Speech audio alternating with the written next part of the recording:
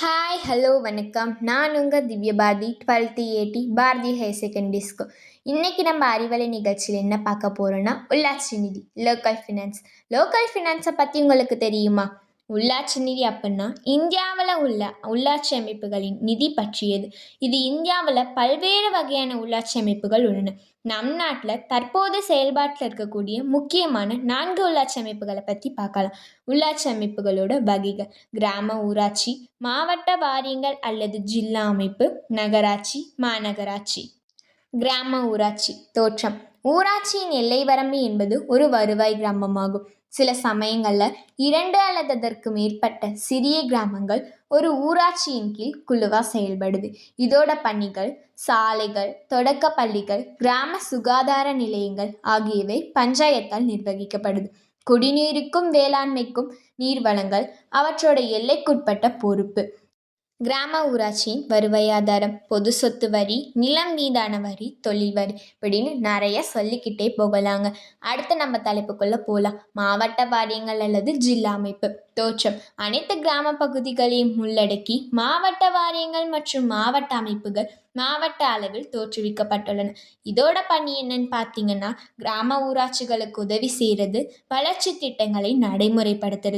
மாவட்ட வாரியங்களின் வருவாய் ஆதாரங்கள்: மாநில அரசிடமிருந்து பெறும் மானிய உதவி, நிலத்தீர்வைகள், சுங்க கட்டணம். அடுத்து நம்ம என்ன தலைப்பு பார்க்க போறோம்னா நகராட்சி.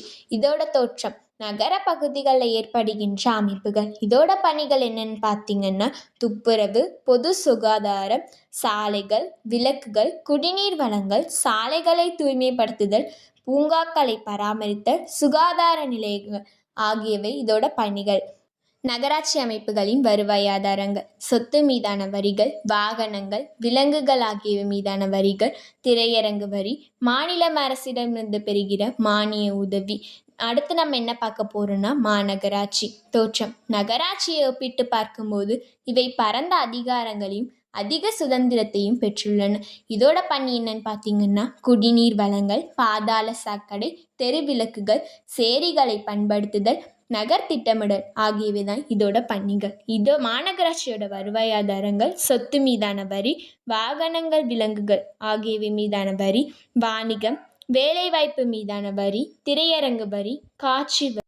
நகரத்திற்குள் கொண்டு வரும் பண்டங்கள் மீதான வரிகள்: சட்டத்திற்குட்பட்டு தங்கள் விருப்பப்படி அதிக அளவோ குறைந்த அளவு விகிதமோ ஒரு நியாயமான அளவில் வரி விதிக்கும் மாற்றியமைக்கும் சுதந்திரம் உள்ளது.